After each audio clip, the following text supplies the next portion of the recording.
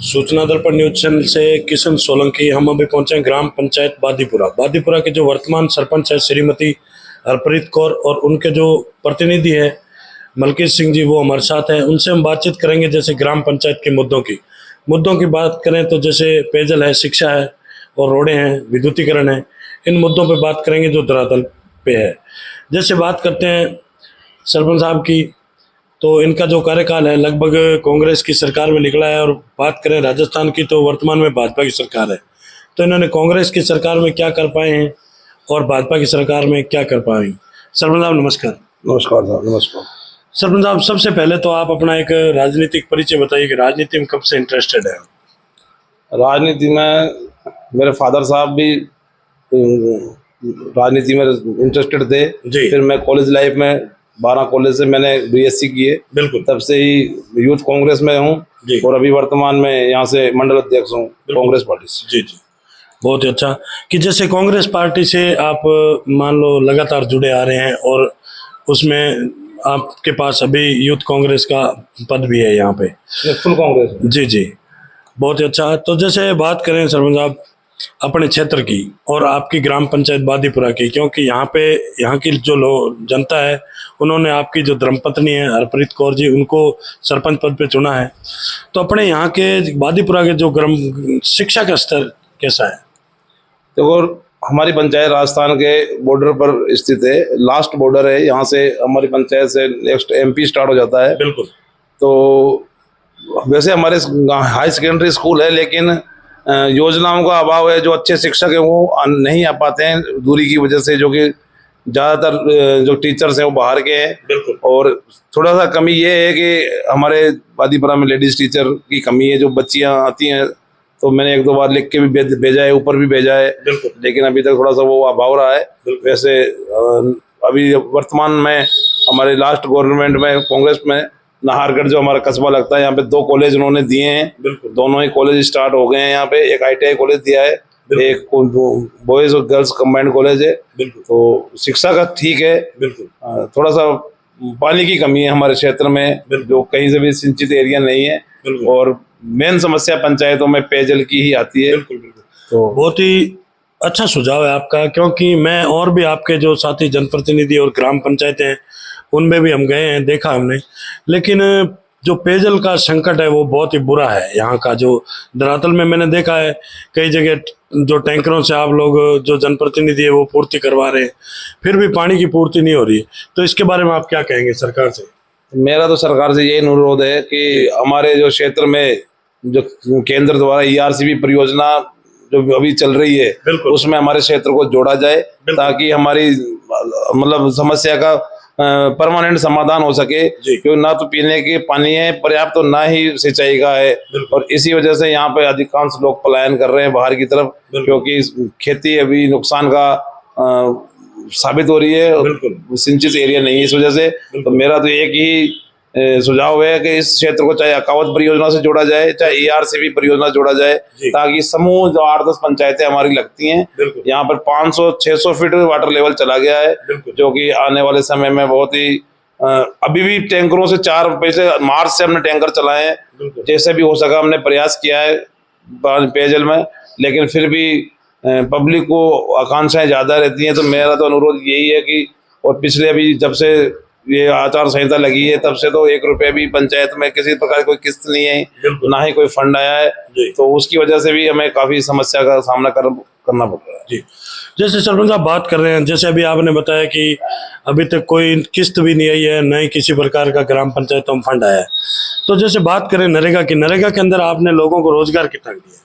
नरेगा में हमने कच्चा पक्का दोनों तरह का काम किया है। नरेगा में हमने तलाइयों के थ्रू मनरेगा के तहत लोग बागों को रोजगार दिया है, और उसके साथ साथ हमने इंटरलॉकिंग और एक एनीकट भी बनवाया है। मनरेगा से हमने पक्का काम भी किए हैं, ताकि पंचायत का विकास हो सके। तो लेकिन सरपंच साहब पक्के काम आपने किए हैं, बिल्कुल बहुत अच्छा काम करवा रहे हैं आप ग्राम पंचायत में, लेकिन आपके जो जनप्रतिनिधि साथी है कई हमें मिले हैं, उन लोगों ने जैसे बताया कि जैसे पक्के और कच्चे वर्ग में जो 60-40 का रेशा है, इसके अंदर आप जो पक्के वर्ग करवा रहे हो, इसके अंदर जो माल मटेरियल का जो बजट है वो समय पर नहीं आने के कारण ग्राम पंचायतों में जो विकास की गति बिल्कुल धीमी चल रही है। और जो सरपंच आज जो जनप्रतिनिधि है जो ग्राम पंचायतों में सरपंच पद पे हैं, और आप लोग जब चुनाव लड़ते हैं उस टाइम लोगों से वादे किए थे उन पे खरा नहीं उतर पाएंगे, क्या इस पे आप क्या कहना चाहेंगे नरेगा?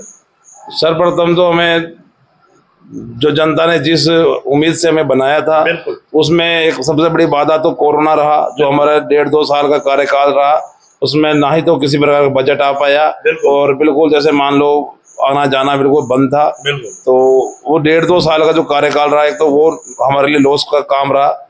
लेकिन मैं धन्यवाद देना चाहूंगा हमारे क्षेत्रीय विधायक, पूर्व विधायक जो निर्मला जी हैं और हमारे प्रधान साहब और मंत्री जी ने हमें अच्छा सहयोग दिया। तो हमने 2.5-3 साल में काफी काम किए हैं, ग्रेवल सड़कें भी बनवाई हैं, हमारे तालाब का जीर्णोद्धार भी किया है। उन्होंने 1 करोड़ 5 लाख रुपए हमें स्वीकृत करवाए थे, जो इरिगेशन विभाग ने हमारे तालाब का काम भी किया है।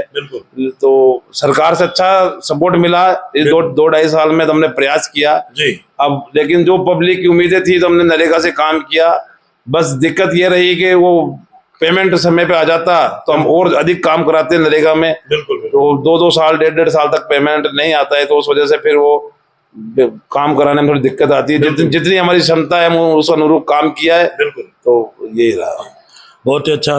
तो सरपंच साहब जैसे बात करें अपने केंद्र सरकार की, और भी अभी योजना चल रही है जल जीवन मिशन, जल जीवन घर घर नल योजना, इसके तहत अपनी ग्राम पंचायत में कैसा विकास हो रहा है, क्या स्थिति है? अभी तक जनता जल योजना का हमारी पंचायत में तो कोई काम अभी आया नहीं है।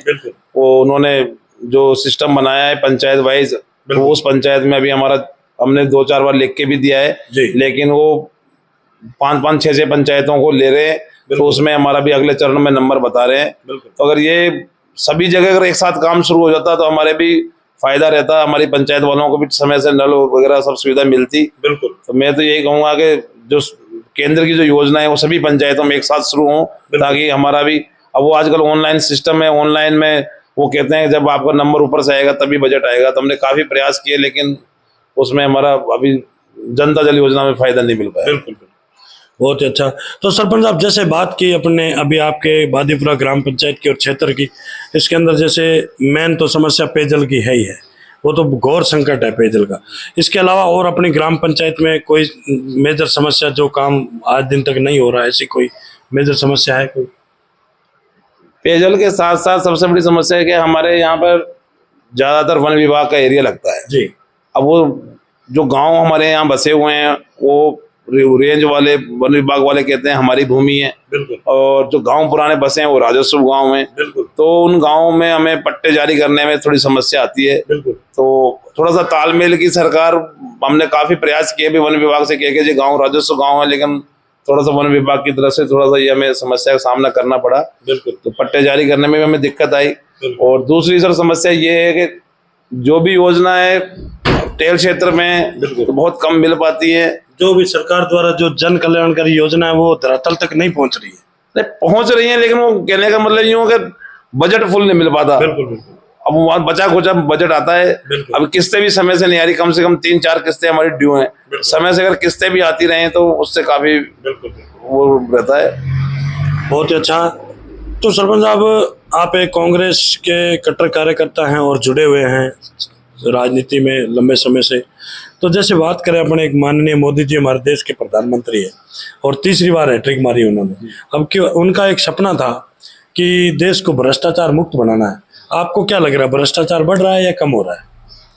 मैं सर्वप्रथम तो माननीय मोदी जी को बधाई देना चाहता हूँ लगातार तीसरी बार प्रधानमंत्री बनने के लिए। और ऐसी कोई बात नहीं है, पार्टी अपनी जगह है। सरपंच जो सरकार के साथ तालमेल से चलना पड़ता है, जिसकी सरकार रहती है उसके साथ तालमेल से ही काम चलते हैं।